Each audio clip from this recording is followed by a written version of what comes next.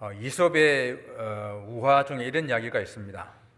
조그마한 연못에 개구리가 살고 있었습니다. 이 개구리는 하늘을 나는 황새를 보면서 나도 하늘을 좀 날아봤으면 하는 그런 소원을 가지게 되었습니다. 그러던 어느 날 개구리는 연못에서 큰 황새를 만났습니다. 그래서 개구리는 황새에게 부탁합니다. 내 평생 소원이 하늘을 나는 것입니다. 저를 하늘을 좀 날 수 있도록 해주세요 라고 이렇게 간절하게 부탁을 하니까 황새가 어떻게 너를 하늘까지 데려갈 수 있을지 모르겠구나 라고 말하니까 개구리가 지혜를 냈습니다.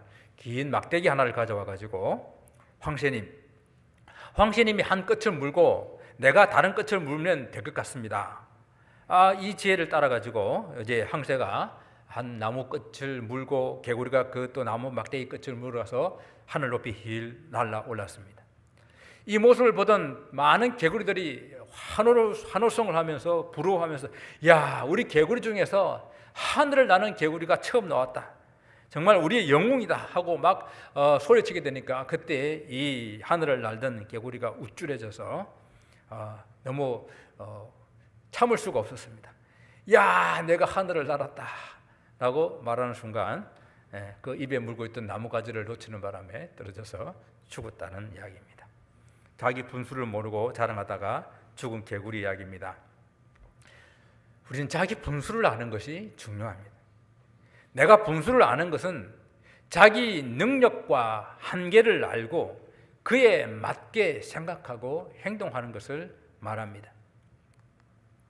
우리가 살다 보면 어떤 사람들은 내게 특별한 무엇을 해주지도 않았는데 같이 있으면 편안하고 또 기분 좋고 행복하게 하는 그런 사람들이 있어요. 또 그런가 하면은 나에게 특별하게 잘못한 것도 없어요. 그런데 괜히 함께 있으면 불편하고 어색하고 기분 나쁜 사람들이 있어요. 저는 이런 사람들을 결이 맞지 않는 사람이다 이렇게 표현해요. 결이. 바울도 오늘 자기와 이렇게 결이 맞지 않는 사람들이 있었는데 그 사람들이 어떤 사람들인가? 자기 분수를 모르고 자랑하는 사람들, 그런 사람들하고는 사도 바울이 나와는 결이 맞지 않는 사람이다 라고 이렇게 말하는 거예요. 그래서 이런 사람들과는 동료가 되는 것도 싫고 이런 사람들과 비교되는 것조차도 싫다라고 말씀했습니다. 그것이 오늘 본문 12절 말씀이에요. 우리는 자기를 칭찬하는 어떤 자와 더불어 감히 짝하며 비교할 수 없노라. 이 사람들은 바로 사도 바울 당시에 바울을 대적했던 그런 거짓 교사들, 거짓 선자들을 말을 하는 사람들입니다. 이들은 자기로서 자기를 헤아리고 또 자기로서 자기를 비교하니 참으로 어리석도다라고 지적하고 있습니다. 이런 사람들은 무엇을 자기 판단하고 비교하는 기준으로 삼는가 하면요, 이 세상적인 지식이에요. 이 세상적인 가치 기준입니다. 그래서 이 거짓 교사들은요, 자기 스스로 자기를 추천하는 자천서를 가지고 다녔습니다. 그러면서 사도 바울, 왜 당신은 사도라고 하면서 이런 추천서 하나 없냐라고 사도 바울을 공격합니다. 그들은 세상에 현란한 그런 웅변술로 말을 유창하게 잘합니다. 그러면서 사도 바울은 왜 당신은 그런 말을 어리석게 말에 말재주가 없냐라고 또 공격을 합니다. 그들은 사람의 겉 외모를 중요하게 생각합니다. 그러면서 바울은 왜 이렇게 볼품이 없냐라고 공격합니다. 하나같이 이들의 기준과 이들의 판단은 세상적이고 인간적인 그런 기준을 가지고 판단하는 것입니다. 바울은 이렇게 자기와 결이 다른 사람들과 동료가 되는 것이나 그런 사람들에 의해서 비교가 되는 것조차도 거부하며 싫어합니다. 여러분, 유유상종이라는 말이 있지 않습니까? 그래서 친구를 보면은 그 사람을 알 수 있다라고 말합니다. 잠언에도 이런 말씀이 있어요. 지혜로운 자와 동행하면 지혜를 얻고 미련한 자와 사귀면 해를 입느니라. 경영 컨설팅을 하는 센다 타쿠야라는 일본 분이 있는데요. 그분이 이런 말씀을 하셨어요. 운이 나쁜 사람은 운이 나쁘게 하는 습관이 몸에 배어 있어서 함께 하는 사이에 거의 완벽할 정도로 그 습관들이 당신에게 전염됩니다. 그 사람의 말투나 걸음걸이나 취미나 가치관까지 흡사하게 전염된다는 거예요.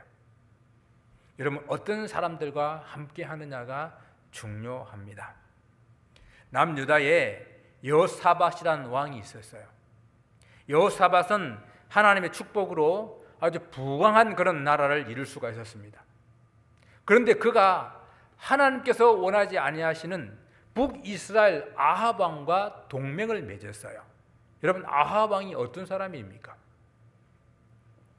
그 아내 이세벨을 통해 가지고 북이스라엘의 바알과 아세라 우상을 들려왔고, 그리고 온 이스라엘을 우상으로 물들게 했던 바로 그 사람입니다. 여호사밧이 아합과 동맹을 해가지고 아합 왕은 자기 딸 아달랴를 또 며느리로 주었어요. 그래서 이제는 남유다까지 바알을 섬기는 그런 우상의 나라로 만들어 버렸습니다. 역대하 18장에 보게 되면요, 이 아합 왕이 여호사밧에게 제안합니다. 나와 함께 길랏 라못으로 전쟁을 가시겠냐? 그때 여호사밧은 나는 당신과 일반이요, 내 백성은 당신의 백성과 일반이니 당신과 함께 싸우리다 하고 올라갔어요. 근데 아합이 인간적인 깨를 냈습니다. 그래서 이 전쟁에서 아합에서 자기는 죽지 않기 위해서 자기는 평민 복장으로 변장을 했어요. 근데 여호사밧은 왕복을 입고 전쟁에 나갑니다. 그런데 아합의 왕이 우리는 아합 왕만 잡으면 된다. 모든 사람들이 아합 왕 한 사람만 공격하라 라고 명령을 내린 거예요. 그러니까 여호사밧이 왕복을 입고 있으니까 아람 군대들이 다 여호사밧에게 달려와가지고 죽이려고 하니까 여호사밧이 그때 고함을 지릅니다. 소리를 질렀습니다. 나는 아니에요. 나는 아합 왕이 아닙니다. 그때 아합 왕이 아닌 줄 알고 여호사밧을 떠나가게 됩니다. 그런데 우연히 아람 군인 한 사람이 활을 쏘았는데 그 활이 평민 복장으로 변장해 있는 그 아합 왕의 그 갑옷 솔기에, 갑옷과 갑옷 사이 솔기에 맞아가지고 치명상을 입어가지고 고통하다가 그날 밤에 죽게 됩니다. 우연이 어디 있어요? 오늘 이 말씀을 통해 가지고 여호사밧은 하나님 보시기에 선한 왕으로 정직한 그런 왕이었지만은, 또 나라를 잘 다스리는 그런 왕이었지만은 악한 아합 왕과 지내다가 죽을 뻔한 거예요. 자기만 그렇습니까? 아합 왕의 딸을 며느리로 받아들임으로 온 유다 땅을 우상으로 가득 차게 만들었고, 그 우상을 끌어내기 얼마나 어려웠던지 자기 아들 하나 남겨두고 다 모든 왕자들이 다 죽임을 당하는 그런 어려움을 당했습니다. 이와 같이 자기 분수를 모르고 교만하고 악을 행하는 사람들과 짝하면 자기뿐만 아니라 자기 주위도 망하게 된다라는 것입니다. 자기 분수를 모르는 사람들은 그걸 사귀지도 말고, 그들이 잘 되는 것들 부러워하지도 말고, 그들의 업적을 나의 업적과 비교하지도 마시기 바랍니다. 그러나 사도 바울은 자기를 비롯한 하나님의 사역자들은 자기 분수를 아는 사람들이다 라고 말하는 거예요. 그래서 오늘 본문 13절에 보게 되게 되면요, 그러나 우리는 분수 이상의 자랑을 하지 않고, 여기서 자랑이라고 하는 것은 사도적인 신분과 사도적인 사역을 가지고 하는 그런 자랑을 말하는 것인데요, 거짓 교사들은 자천서를 가지고 다니면서 자기들이 이렇게 성경 교사니 이게 선지자니라고 하면서 사역자임을 과장하게 포장하고 다니는 그런 사람들입니다. 그러나 사도 바울은 자천서가 필요 없을 뿐만 아니라 그것을 구태여 부풀려서 과장하여 자랑할 필요가 없었습니다. 어떤 사람들 명함에 별긋별긋 다 기록하고 다니더라고요. 그럴 필요가 뭐 있습니까? 한 것만, 있는 것만 기록하면 되는 것 아니겠습니까? 바울이 하나님의 종으로 자기 분수에 맞는 모습을 보이기 위해서 그런 어떤 원칙을 가지고 사역했다는 것을 오늘 본문을 통해서 우리에게 보여주고 있는데요. 그것이 하나님께서 주신 범위와 한계를 따라 그는 사용한 사람입니다. 사도 바울은 그 사역의 대상을 자기 스스로 정한 것이 아니에요. 하나님께서 너는 이런 사역을 해라 라고 정해주셨습니다. 바울이라고 자기 동족을 위한 그런 사역을 하고 싶지 않았겠습니까? 바울이라고 좀 더 쉬운 길, 편한 길을 가고 싶지 않았겠습니까? 그러나 하나님께서 바울을 너는 이방인을 위한 택한 나의 그릇이다 라고 말씀하셨기 때문에 그런 이방인들을 전도하기 위해서 산 넘고 물 건너 다녔던 것이죠. 그도 역시 베드로와 야고보와 요한 같은 사도들처럼 유대인을 사도로 부르심을 받았다면 유대인을 위해서 복음 전도했을 것입니다. 또 그의 마음속에 자기 동족을 향한 간절한 마음이 있었잖아요. 그렇지만 하나님께서 그의 발걸음을 이방인에게로 향하게 하심으로 말미암아서 눈물을 머금고 그들은 이방인들 향한 복음 전도를 하게 된 것입니다. 이처럼 하나님께서 그를 이방인의 사도로 택하셨기 때문에 하나님께서 그 범위와 그 한계를 정해 주셨기 때문에 그에 맞게끔 사역하다가 어디까지 이르게 됐는가? 고린도에까지 이르게 되었다라는 것입니다. 원래 사도 바울은 고린도로 가고 싶어 하지 않았지 않았습니까? 1차 전도 여행을 통해 가지고 소아시아의 교회들을 세웠는데 그 교회들을 좀 돌아보고 조금 여력이 생기면은 북쪽 지역에 조금 더 교회를 세우는 것을 목적으로 하고 2차 전도 여행을 떠났는데 하나님께서 하나님의 성령이 그의 걸음을 인도하지 않았습니다. 너는 이 바다를 건너서 마게도냐로 가게끔 하는 것이 하나님의 성령의 뜻이었습니다. 또 그의 꿈에 마게도냐 사람이 손짓하면서 건너와서 우리를 도우라 하는 그 하나님의 꿈을 그는 통해서 그런 원하지도 않았던 마게도냐 지역을 넘어가서 빌립보 지역 그리고 고린도 지역까지 넘어가게 된 것입니다. 하나님의 사역에서는 이와 같이 하나님의 말씀과 성령의 인도함을 받아야 합니다. 하나님께서 정해주신 그런 범위와 한계에 따라서 사역을 해야 한다라는 것입니다. 하나님께서 바울 일행을 인도하셨기 때문에 고린도까지 이르게 되었고 바울 일행이 오기 전까지는 고린도에 어느 누구도 복음을 전하지 않았습니다. 바울이 최초로 복음을 전하여서 그곳에 교회를 개척한 거예요. 그런데 이제 와서 거짓 교사들이 이 사도 바울의 이 사도성을 시비를 걸고 바울의 얼굴이 볼품없다고 바울이 말을 시원하게 하지 못한다고 비방하고 있는 것이에요. 그러면서 자기들은 사도들이 없는 그런 은사들을 가지고 있다고 분수에 넘는 자랑을 하고 자기들이 세우지도 않은 그런 교회에 들어가서 그 사역이 옳으니 옳지 않으니 비난하고 있는 그런 모습을 봅니다. 이게 바로 한계와 범위를 넘어선 그런 행동이라는 거예요. 여러분 운동 경기를 할 때도 운동 경기의 규칙에 따라 하는 것이 중요하지 않습니까? 육상 달리기를 할 때에 트랙을 따라서 달려야 하는 거예요. 장애물 경기를 하면은 그 장애물을 넘어가야 되는 거예요. 마라톤을 아무리 빠른 시간 안에 들어가더라도 그 경로에 따라서 돌지 아니하면은 다 실격인 것입니다. 여러분 차 운전을 해도 라인이 있잖아요. 그 라인 따라 쭉 운전을 해야 되는 거예요. 어떤 사람 보기에는 꼭 그 라인을 밟고 가. 털컹털컹.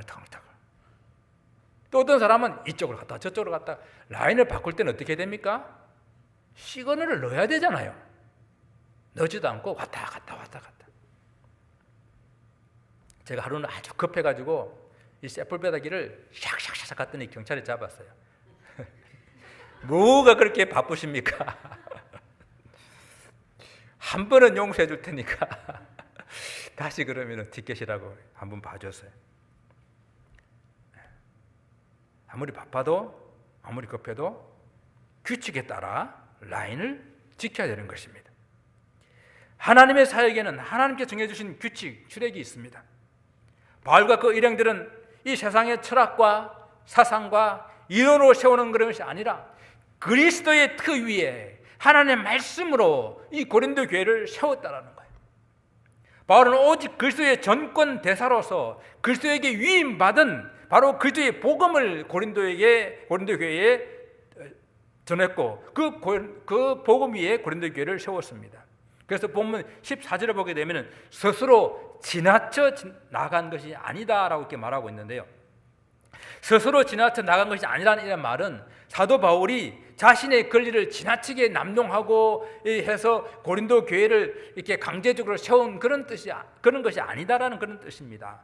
바로 하나님께서 정해주신 그런 범위와 한계에 따라 그렇게 사역을 했다라는 그런 의미예요. 사도 바울은 이런 원칙을 철저하게 지키는 그런 사람이었습니다. 우리도 신앙생활을 하면서 성도들 간에 선을 넘지 말아야 됩니다. 여러분, 아무리 우리가 허물 없이 지내는 사이를 하더라도 우리는 허물 없어서 괜찮아요. 그런 사이가 세상에 있던가요? 죽고 못 사는 사이, 정말 허물 없이 지내는 사이라도 선을 넘게 되게 되면요, 그동안 모든 것이 다 허물이 되어버려요. 교회도 교회 간에 선을 넘지 말아야 되죠. 그래서 우리가 마켓에서 한때 전도를 많이 했었는데, 전도할 때에 다른 교회가 전도를 하고 있으면 우리가 잠시 쉽니다. 또 시간을 서로 조정합니다. 당신들이 몇 시부터 몇 시까지 전도하면 우리는 그 다음 시간에 하겠습니다. 한쪽에는 이 교회, 한쪽에는 저 교회 막 그렇게 하는 그런 모습이 오히려 다른 사람들 보기에 좋지 않기 때문에, 그것이 하나님께서 하나님 나라를 확장을 시켜 나가는 어떤 룰이 아니기 때문에 그렇게 하는 것 아니겠습니까? 우리가 신앙생활을 할 때에도, 각 부서에서 사역할 때에도 선을 넘지 말아야 돼요. 내가 할 일을 내가 하지 않는 것도 선을 넘는 일이요, 내가 하지 말아야 할 일을 하는 것도 선을 넘는 거예요. 서로 선을 잘 지켜나갈 수 있기를 바랍니다. 또한 사도 바울은 남의 수고를 가지고 자랑하지 않겠다고 하는 이 원칙을 세웠습니다.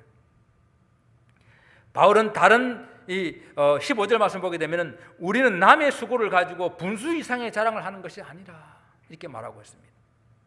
남의 수고를 가지고라는 이 말은 남의 수고 안으로 들어간다라는 그런 의미를 원문에 가지고 있어요. 그러니까 다른 사람이 피땀 흘려서 세워놓은 그런 영역 안으로 슬그머니 들어가는 걸 말하는 겁니다. 즉, 사도 바울은 다른 사람이 힘써 전하고 가르친 그런 교회의 은밀에 들어가서 그것을 차지하고, 그래서 마치 자기가 이룬 것처럼, 자기가 사도된 것처럼 사역을 자랑하는 일을 하지 않겠다라는 그런 뜻이에요.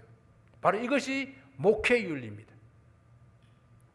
바울은 로마서에서 이렇게 표현했습니다. 또 내가 그리스도의 이름을 부르는 곳에는 복음을 전하지 않기로 힘썼노니 이는 남의 터 위에 건축하지 아니하려 함이라.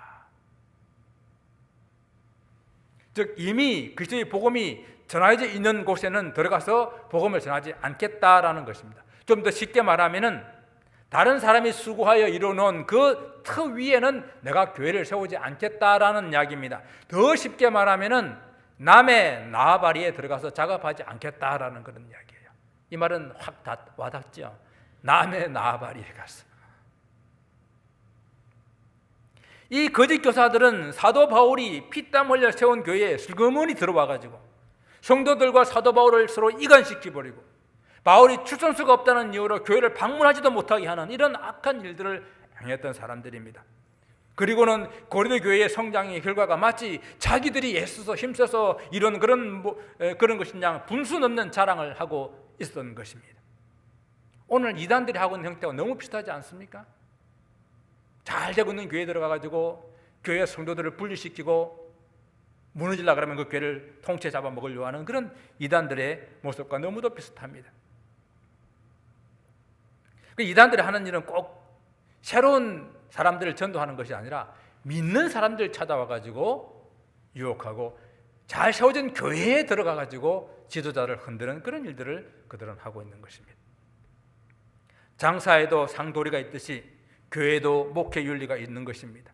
교회가 서로 경쟁하는 것이 아니라 정말 교회들은 서로 협력하여서 하나님 나라를 함께 세워나가는 하나님의 큰 공동체라는 사실을 우리는 잊지 말아야 되죠.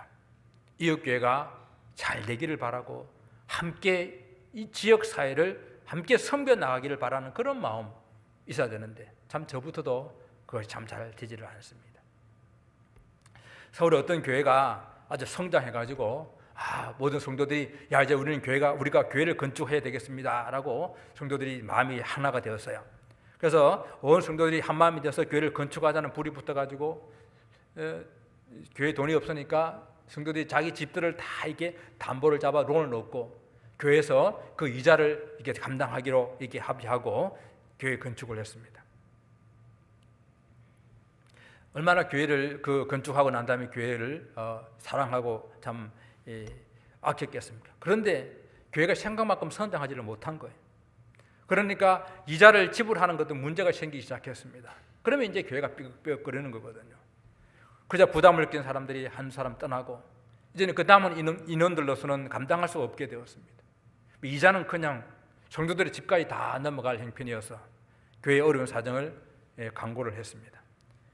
마침 그 이웃에 크게 부흥한 교회가 있었는데 그 교회는 지금 사람들이 너무 많아가지고 건물이 절실하게 필요한 그런 교회였어요. 그래서 그 교회가 이미 그 잘 지어진 그 교회를 아주 싼 가격으로 인수를 했습니다. 그리고 하나님의 은혜라고 감사하며 이사를 했어요. 저는 이야기를 듣고 참 마음이 안타깝기도 하고 아쉬운 마음이 들었어요. 성도들이 자기들의 집까지 담보하며 교회를 건축하고 참 피땀 흘려 그 교회를 건축했는데 그러한 교회를 싼 가격으로 사서 들어갔다고 그것을 하나님의 은혜라고 말하는 것이 옳을까요? 정말로 하나님의 그 교회라는 생각이 있었다고 한다면은 잠시 우리가 교회를 짓지 않더라도 그 교회를 살려내는 그 일을 하는 것이 더 옳지 않았을까요? 하는 생각이 들기 때문입니다. 하나님의 교회라는 생각이 있다고 한다면 남들이 정말 수고하고 땀을 얻은 것 그것은 날로 먹는 것을 우리는 은혜라고 생각하지 마십시다. 물론 때로는 하나님께서 우리에게 정말 수고하지도 않았는데 주신 은혜가 있어요. 그러나 그 은혜보다도 우리가 하나님 내 이된 소망을 가지고 땀 흘리고 수고하여서 이룬 그 은혜가 더 크지 않겠습니까? 이렇게 날로 먹는 것을 자기 분수를 모르는 그런 모습이라고 남의 수고로 자랑하는 그런 모습이라고 저는 생각합니다. 사랑하는 성도 여러분, 자기 분수를 아는 신앙, 남의 수고로 자랑하지 않는 그런 신앙인이 될 수 있기를 바랍니다. 바울처럼 그럼 규범과 한계에 따라 남의 영역을 넘보지 않고 사는 그런 사람은 비전도 없고 꿈도 없는 그런 사람이라고 생각할 수가 있어요. 그러나 우리가 알다시피 바울이 꿈이 없었습니까? 바울이 비전이 없었습니까? 바울처럼 왕성하게 교회를 세우고 바울처럼 왕성하게 주의 복음을 전하는 사람이 성경에 어디에 있습니까? 바울은요, 하나님께서 정해주신 그 규범과 한계를 따라 사역했지만 그 사역이 고린도 안에서 풍성해지기를 소원한다고 오늘 보면 15절에서 말씀하고 있고요. 하나님의 인도를 받아서 하나님 뜻에 따라 산다는 것이 정말 무력하고 나약하다고 생각하는 것은 하나님 능력이 모르는 그런 삶이라고 우리는 생각할 수가 있어요. 하나님의 생각은 내 생각보다 크고 하나님 뜻은 내 뜻보다 더 크고 하나님의 능력은 못하실 일이 없는 전능하신 하나님이라는 사실을 우리는 분명히 믿는다고 한다면은 하나님께 정해주신 그 한계와 규범 안에서 하는 것이 얼마나 큰 복인 줄을 알게 될 것입니다. 바울이 남의 터 위에 교회를 세우지 않으려고 한 것은요, 그 지역을 넘어 더 넓은 지역으로 복음을 전하고자 한 그의 뜻이 있는 것이었습니다. 오히려 남의 터 위에 교회를 세우지 않는 것이요, 더 넓은 터로 나아갈 수 있는 동기와 동력이 되지 않겠습니까? 실제로 바울은 땅끝까지 주의 복음을 전하는 것이 그의 꿈이었습니다. 그 꿈을 꾸며 그 꿈을 위해 달려가는 사람입니다. 그래서 바울이 총독에게 붙잡혔을 때에도, 그리고 바다에서 풍랑을 만나 정말 죽게 됐을 때도 그런 낙심하지 않고 두려워하지 않았는데 그 비전 속에는 내가 로마도 보아야 하리라 하나님은 로마를 보여주시기 전에, 로마의 복음을 전하기 전에 나를 결코 하나님께서 데려가지 않으신다는 분명한 건 확신이 있기 때문에, 이 비전이 있기 때문에 그는 낙심하지 않고 두려워하지 않았습니다. 하나님께서 로마에서도 복음을 전할 수 있게 해주실 것을 확신했는데, 사도 바울은 로마에서 머무는 것이 아니라 로마를 넘어서 스바나 지역, 지금의 스페인인데 그곳에까지 가서 복음을 전하는 것을 꿈꾸었습니다. 사도 바울 당시에 이 스바나는 땅 끝이라고 생각을 했기 때문입니다. 땅 끝까지 이르러 주의 복음 전하는 증인되는 삶을 그는 꿈꾸며 그렇게 살았던 사람입니다.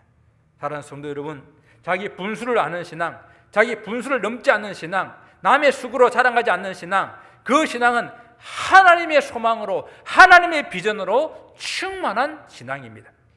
사람이 칭찬받지 않아도 하나님께서 칭찬해 주시면 되잖아요.